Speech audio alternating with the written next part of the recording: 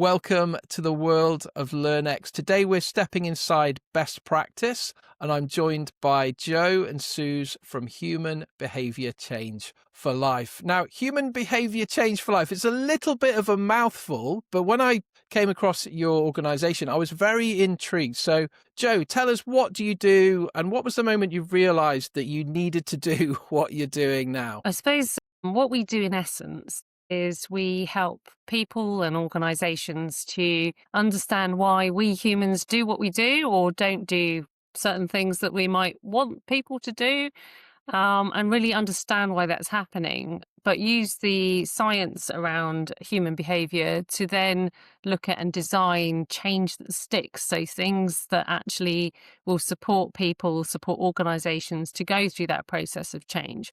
We recognise that, there are a lot of very messy problems around in the world, very much it's evident today, but there's the opportunity to design interventions that are going to have and deliver more impact. And we recognise that in the veterinary profession, that there's an enormous opportunity to use human behavioural science, looking both at the fact that vets are interacting on many levels with clients, in their own practices in terms of actually delivering change. There's a lot of change happening within the veterinary profession at the moment. So using human behavioural science really provides that opportunity to deliver a greater impact, which is so important. And it also gives that understanding of why people might be doing things that they're doing, and it allows people to measure the impact. I suppose those are the sort of kind of key things that we do. We work with an extended team of experts from varying different disciplines, social science, animal welfare, and much, much more. And I suppose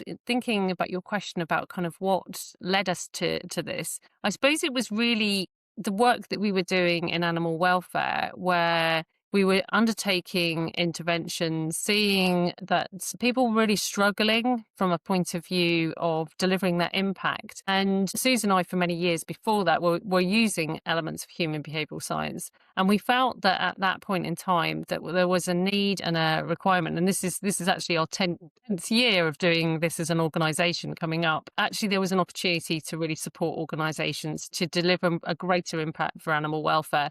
And that was looking at this through the lens of the human and how we can support them. So that was kind of the journey that we went on. So, Suze, could you sum up for anyone who's not down with the lingo just yet, what is behavioural science for someone who's taking a first glance at this area? Well, I guess behavioural science, lots of vets will be more familiar with it in terms of animal behaviour, and it links to that, but for humans, and humans are animals too. So in terms of behaviour change science as well, it's everything. It's the whole, there's lots of subfields we can look to. It's not sort of one single point of study because it's a systems approach. And so we can look to anthropology and psychology and sociology, sort of all the ologies, as well as things like behavioural economics and so much more. So we see behaviour change science as bringing all those things together. Any field that's looking at why people do things or don't do things and how to change them, that's where we sit, bringing those elements together to understand, as Joe said, why people do or don't do things. And so that's, in a nutshell, we apply that mostly to benefit animals, but also in terms of conservation as well and related fields like that. And I guess for us, the crux of it is that understanding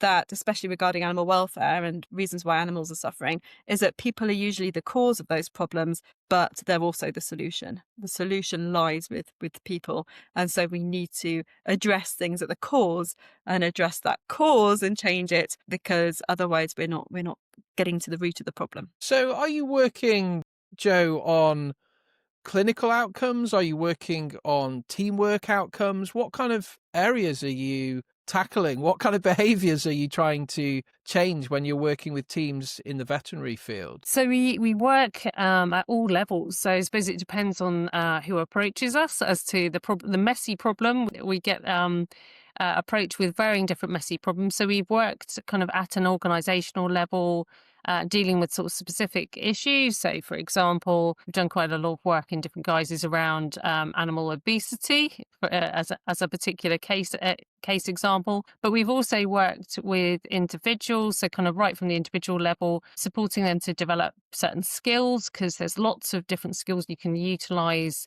that will help kind of on the coalface. So things around having effective conversations. So thinking about in the veterinary field, how they can have effective conversations with clients that actually support people to move in that direction with change. Because in the end, if someone is bringing their animal to the vet to be treated, the outcome of that treatment is often reliant on the client themselves. So it's about how the vet can have those effective conversations and support that client through that process. We also do lots of work strategically. So we support organisations who might be going through that process of change, whether that's changing the way they approach things or embedding human behaviour change into their own practice. Because one of the things that we would say is human behaviour change, if you can use it, it's something that is relevant in so many different fields. So whether you're looking at treatment outcomes for animals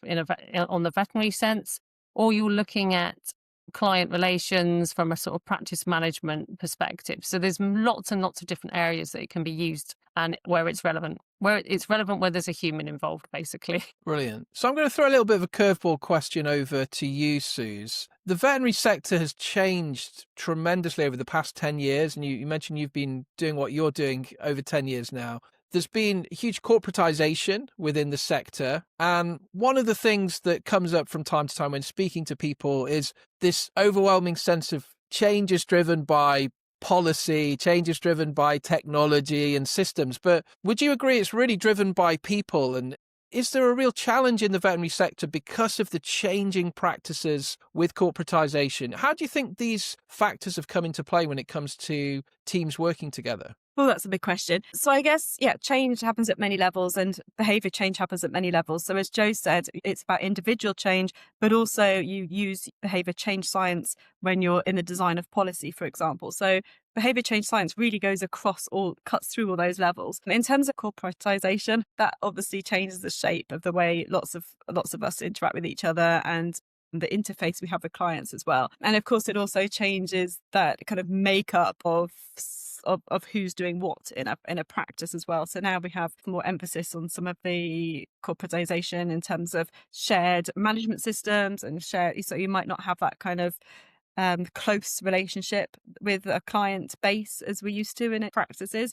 So I think that's one change. One thing that is slightly related, but it just made me think of that, is that idea of the client journey from when they first interact with you all the way through to the end of their vet treatment. And that's something that we can really benefit thinking about, and that can be lost a little bit when things get corporatized, whatever the word is. When things go to more corporate model, is that we can lose that kind of feeling of that villagey feel that many people respect. One of the approaches that we use is a tool or technique called motivational interviewing, or MI. It's not quite what it sounds like in the name. It's rather an approach that teaches you how to communicate with respect, compassion, and how to facilitate change. The study was focused on some human counselling work, but it showed the importance of the whole experience of the client from the moment they interact with staff in the waiting room through to the end of the consult. And in one experiment they did, they found that the experience that people had in the waiting room was a better predictor of behaviour change than the approach used in the counselling room. And that's pretty mind-blowing when you think about it. It really shows that importance, that journey. So that kind of feeling, what they took into the thing. And I think that's very similar with vets and the client experience in a vet. And I guess I fear that some ways when we add the corporate element to it, maybe that's being lost a bit. And what we can do is get back that kind of client care element in ways that fit with processes that corporates require, and that the good things that come from having streamlined processes as well. So that's just one little example that kind of came to me thinking about the changes in recent years. This is fantastic stuff. I'm fascinated by psychology. I was actually with a client just before Christmas and I was grilling him on why his waiting room was set out the way it was and thinking about how this might lead to clients, feeling more at home or feeling more anxious. And It's a lot of very fascinating topics that come into play with the psychology, I guess, around the animals, but then also the clients, and some great studies I'm guessing you guys are going to probably give us some insights into over the next 30 minutes or so. So over to you, Joe. What have you learned from the animal kingdom about how humans interact? I'm sure it'd be interesting to get, David Attenborough. What are some of the insights that you've seen that really correlate and translate? Well, I think, we have to remember that we are the human animal, and we can learn so much from our fellow species. And I suppose the sort of kind of key things that always really strike me with other species that really teach us. The one thing that always stands out is our ability to learn from each other, and I suppose social learning. And part of that is also about how animals train us as much as we think we're training them. My dog is certainly one to speak of, and he was actually trying to break into the room while we were just speaking there. He's trained me definitely to treat him when he thinks he deserves some more food. And then I have to remind myself through thinking about kind of human behavioral science that actually, he has totally got me into a habit.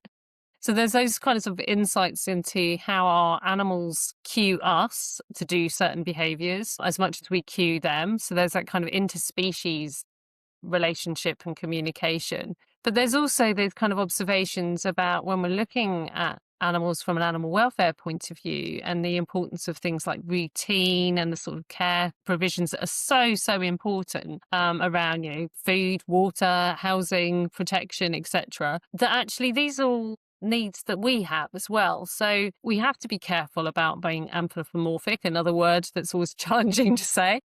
Whoa. But That's a big equally, word. it's important to remember, it's important to remember that actually there are common threads. If we can look at what happens within the animal world and learn from them as much as sharing our own insights into our own behavior and thinking about kind of how we're impacting on them, I think we can be much more effective at improving their lives, but also improving our own. We are all sharing one planet after all. So there's a lot we can learn from each other. Suze, you mentioned something that I want to come back to, which was the word motivation. When it comes to achieving change within teams, of course, motivation is key. What are the key drivers that you see that get teams really wanting to push change forward? That's a really good question. Firstly, when we think about messy problems, as Joe mentioned before, often when we're trying to tidy our house up, it might just be me, so bear with me, things get a lot messier before they get tidier. And it's enjoying that process. So enjoying the idea of looking into things and being curious about things before things come together. And I think that can be a bit scary for people. But once they start to do that and start to see it working, the sort of easy wins and feeling things are working can be so motivating, because you can see something working and then it makes you want to do more and try something else. And so for us, I think that idea of sparking curiosity in people, just say like, oh, what would happen if I did this? And getting to that kind of can-do thought process, that can be so motivating, because that's when things start to change, and then you get that behavioral momentum that drives more change. So I think that change itself is motivating. So sometimes things that are going to be the best sort of kickstarters, the thing that gets you going and gets that ball tumbling down the hill, gaining momentum, that might not be the thing that most needs to be done. Perhaps it might be a part of it, but something that's just kind of grasps people's interest and their curiosity, and that idea of when things start moving, that's when motivation happens and gathers in our experience. And so we very much see ourselves as looking for those threads, looking for those things that's going to get people rolling down the hill, as it were, and get people interested. In our work, we found that a lot of projects used to start with this concept of raising awareness, and with the idea of the misconception that when you're aware of something, you change your behavior. And we've seen in recent years the concept really being replaced by that idea of sparking curiosity. And we feel that much better harnesses what we really want to do, because we don't just want to raise awareness about something in the hope that it will lead to change. We want to spark that curiosity so we get some easy wins and can start that snowball going down the hill, gathering that behavioral momentum and that change. Okay, so I love the picture of the snowball going down the hill, but there's going to be blockers. There's going to be people wanting to stop the snowball intentionally or unintentionally, consciously or subconsciously. Joe, what are some of the ways in which you see change not coming together? What are some of the dysfunctions that you've seen? Not mentioning any names, of course, of the people you've worked with, But what are the challenges? What are we up against? Yeah, I think it's that ability that we all need to do, which is to self-reflect and to check in with ourselves about how we're approaching a situation. And I think this is something that we all need to do. I certainly need to do it on a regular basis myself, but it's checking in that you're not making assumptions about certain things. And this is a common thing we see, is that often people will make an assumption, oh, that person's not doing this because of X, Y, Z, or they've told me they can't do it because they don't have enough money. Money and time are things that come up over and over again. They can't do it because of money or time. And actually, when you start to be inquisitive, and as Sue's saying about having that curious mind, asking the right questions, and having that curiosity about what is actually happening, finding out a little bit more. Is it really time and money, or is it something else that's a blocker? So really unpacking the barriers. And in so many cases, when we're doing research, money and time may be a factor, but they're often a lot smaller in terms of the actual barrier. And when you start to unpack it, you find there's lots of other opportunities for change, because when you're looking at this, it's then flipping the barriers and the problems, so you can see where the opportunities lie for change. And I think another area is also about exploring where there's shared ground. So we often talk about shared values. Find out where your shared values are, the things you both care about. And if you can build that kind of common ground and that trust in those conversations, people are much more receptive. And this is evidenced in the science and in research, that actually by building that connection through shared values, shared things that we care about. And if you're thinking about the veterinary profession, a client walking into a consult room with their animal is showing a level of care that they've booked that appointment, and the vet working there is showing a level of care for the animal because they're working in that profession. So there's already some common ground, and it's looking at how you can then build upon that common ground through the right sorts of questions, the right sort of communication. So there's lots of opportunity there. Some really interesting insights you're sharing, and I'm fully on board with reflection. And it's something we try and encourage the vet clients we work with to stop and reflect. But so often the environment is just reactive. There are results people want to chase, clinical outcomes, or there might be a building project going on, a new branch opening. People don't have the cognitive bandwidth to stop and reflect. So what kind of advice would you give, Suze, to a vet practice owner or a practice manager or someone in the team who just feels at their wits' end? They're just so busy, they can't stop, they can't think, they can't do reflection. What would you say to those kind of people? Start small. That's a very not rocket sciencey answer. But I think that in the same way they say, if you're going to write a book, just try to write a sentence a day. I think there's an element of that as well. Because if you don't find time, then nothing's going to change. You'll get the same as you've always got. So there's a few things there. But also, people don't have to do it alone. And that idea of the team working together, the solution can lie in the team, because you've got a whole team of people there all wanting the same thing, all very passionate about the same thing. We've got this increase of veterinary nurses being involved in increasing the amazing ways and running their own clinics and sorting some of that kind of client care and obesity clinics and things like that, and behavioral elements, really thinking about how to solve things as a team. So I think a lot of vet managers feel quite alone and they're doing it on their own. But there's a team of people there, and maybe it's about facilitating the optimal potential of that team to come together to solve things together, because it's not all on one person. There's a whole team there all aiming for the same thing. And if that could be facilitated, that there's so much potential there to harness, isn't there? When it comes to change, speed is a real factor. Sometimes people want change at the click of a finger. It's not realistic.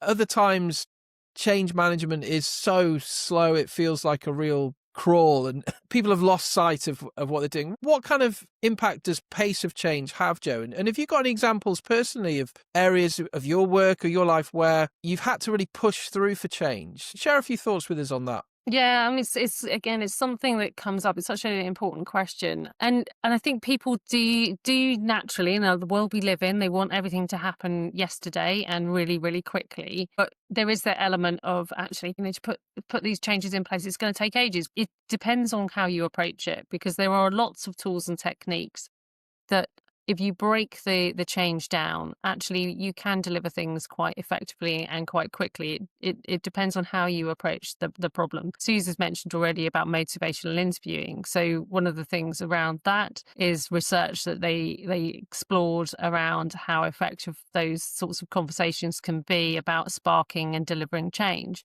And they were seen to be really effective even in very, very short consults. So lots of work done working in human medicine that has shown that actually through really quite short consults, they could start to spark and deliver the changes that were needed. So it is possible to deliver change. It's about, I suppose, managing expectation of what that change is, but also remembering that, again, we've talked about breaking things down into smaller parts. And actually by starting small and getting those wins, that's such an important part of both delivering success, putting the foundations in place for bigger change, because actually it's the building blocks of the bigger change. So if you can break a big messy problem down into sort of more smaller bite-sized pieces, it makes it easier to start to design interventions that are going to work more sustainably. And I suppose you asked about an example from a personal perspective. We often talk about using ourselves as labs, and we certainly do try all of our techniques out on ourselves, whether that's right or wrong. But I've learned over the years that there are certain tools and approaches you can take that really do help around making things stick, and like things like habit formation. It can be very, very simple designs, such as when I make a cup of tea in the morning, which I do ritually and habitually every day, I can attach a new behavior to that. And actually, by doing that with existing behaviors in the same sort of environment, so you're kind of designing something in, you can very quickly start to hook in new behaviors. You've just got to make them at the kind of right level. When you're talking about kind of bigger change, this is where we would really advocate for using human behavioral science. And I think this is where it can go quite wrong, in the sense that people jump to the solution, but it's not really evidence-based. They haven't really got the understanding in place, first of all. So actually, by using evidence-based approaches, models and frameworks from human behavioral science that are tested and researched and evidenced, it's possible to design interventions that can work much more effectively, much more quickly and efficiently. But change does take time in relation to big change, big messy problems. It is about sticking to it, but we can get those quick wins along the way, which make it worthwhile. So not necessarily a straightforward answer, I'm afraid, but it's made of lots of different parts. I am the lab. Most of my experiments, begins on myself. I think that's a really good way of looking at things. And I've tried it as well with, whilst the kettle's on, doing some press ups, these kind of things.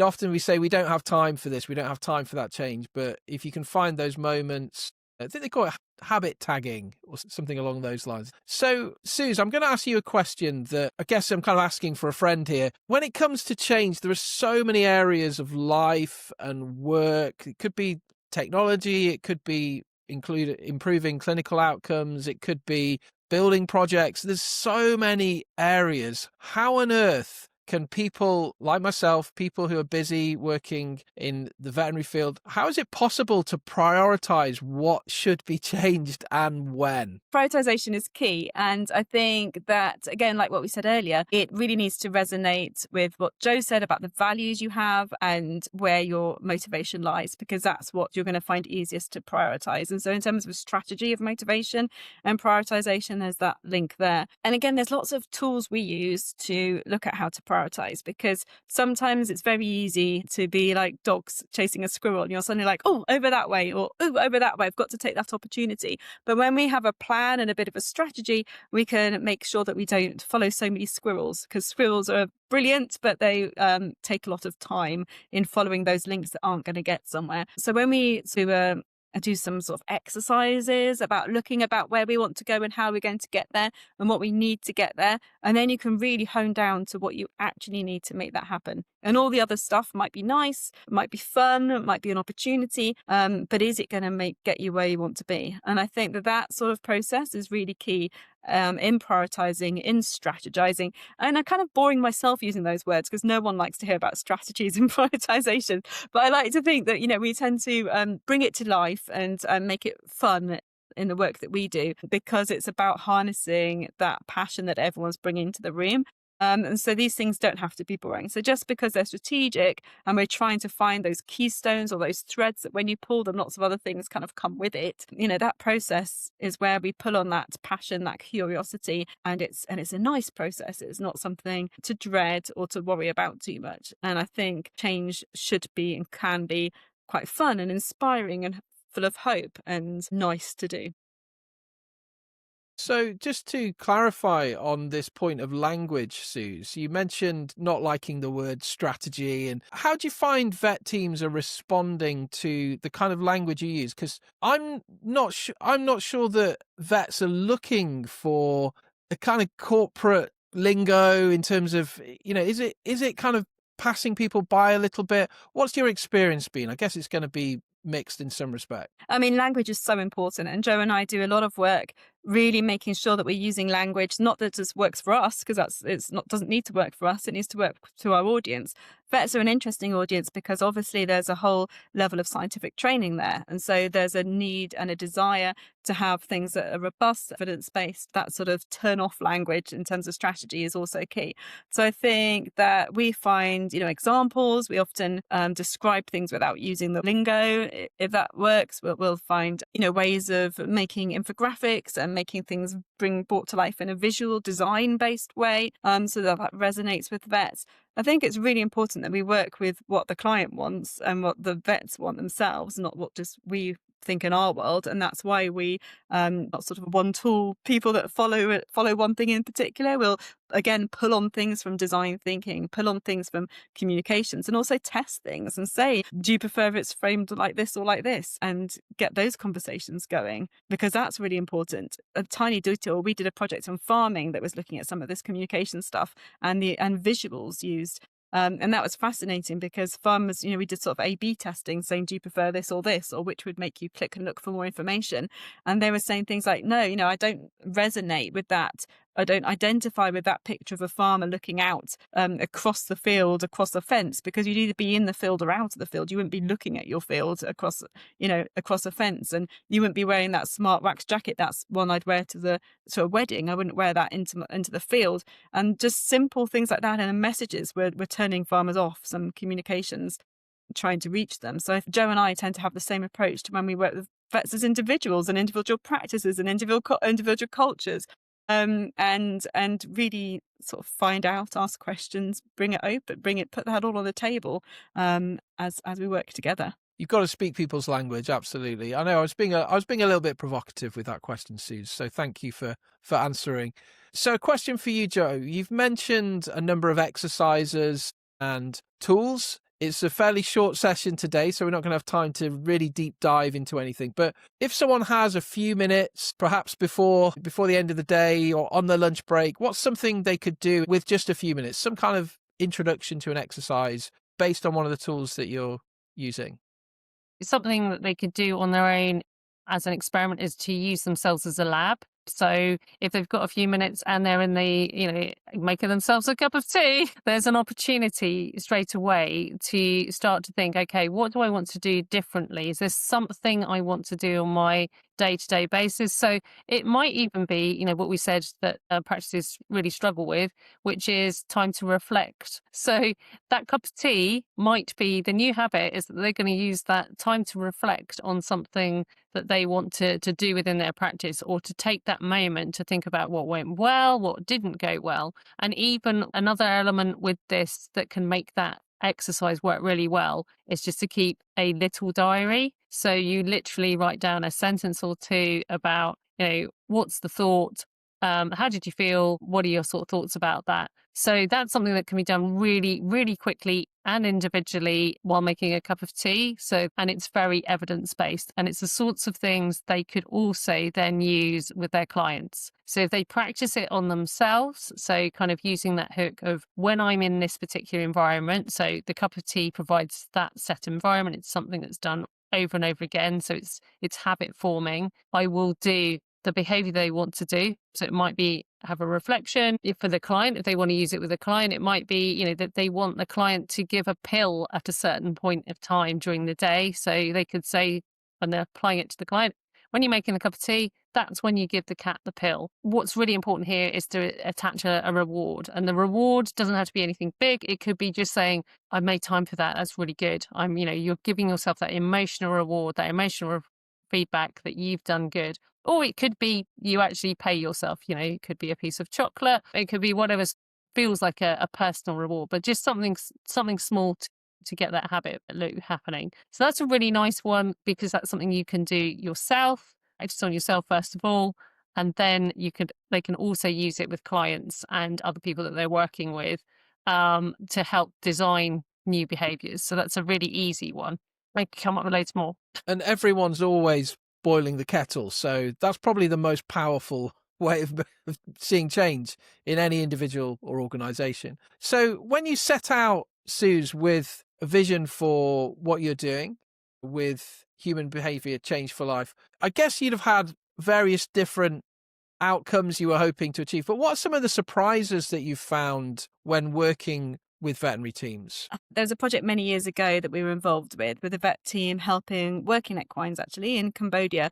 And that was heavily focused on providing knowledge to owners and providing vet services to address things that had happened rather than prevention of things happening.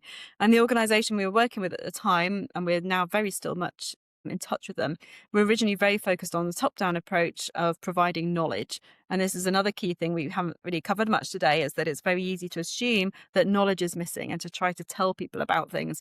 But often knowledge isn't the key part that's missing, and it's something else like skills or something else they need to be able to do to make that happen. And this organization, that was sort of surprising, was just how quickly they got it and how quickly they really embedded that thinking and that move away from trying to be providers of knowledge in a really short time, and how that's sustained. So now we're talking over 15 years on, and they're still working in that way. They just so quickly understood the need not to tell people what to do, but to facilitate them to work things out themselves. And that was amazing and inspiring. And I think that we see that in vets in the UK as well. When they sort of make that change of not taking so many assumptions, as Joe said as well, not taking so much to the consultation, being a bit more open and thinking about each client as a very separate person, instead of like, this is the problem that I come across every day and I know how to handle it, but saying, this is a new person with a new animal in front of me today. What have we here? And to be really, really open about that, and the barriers for each person might be a little bit different, and to work out how to apply that. So I think that that's surprised me in the past, is how quickly people can get it and how big a difference it makes and how quickly it can become sustainable. So a nice surprise. That's brilliant. So I'm just going to come to you each with one closing thought. So Joe, what's one thing that you'd like people in veterinary teams, it could be directors, it could be people at the front desks, what's one thing that you want to remind people of as they approach their work today and tomorrow? The one thing I would like to remind people is be kind to yourself, but also to be kind to others. And remember, there's always a story behind the person who's standing in front of you. Have a curious mind about their journey, because you'll learn so much about why there might be barriers, why there might be opportunities. So that curiosity is really powerful. And Suze, what can people expect if they arrange a time to speak with you about your work and how it might help their veterinary group or veterinary practice? What could people expect from an initial conversation with yourself and Joe? Okay, yeah. So if people get in touch with us, they can expect us to ask them lots of questions to understand what their need is. And because we don't want to make assumptions about other vets we've worked with might be having the same issue. So we have that understanding that we can bring to a conversation, but we'd ask lots of questions to get to the bottom of what drives them, what they're looking for, what you need to change. We are so geeky about this stuff. We love talking about it. So we love talking and thinking about solutions and opening up that box of messy problems and to delve right in. And so I think that they'd expect that energy that we bring. We're just going to be excited just thinking about having these conversations, because we love understanding what makes people tick and working with them for a tailored plan to help them move forward in their reality and their lived experience. I think that's it in a nutshell. That's brilliant. Well, thank you so much for joining today, Joe and Suze. It's fantastic work that you're doing. I can definitely see the need for what you're doing in the veterinary sector. Thanks for joining. And just a reminder for everyone who's watching and listening, if you're wanting to get access to your certificate of attendance for the Best Practice Summit, head over to the LearnX platform. We have some reflection questions for you to work through. You can find out more information about what Suze and Joe are up to as well. Thanks so much for joining. See you on the inside.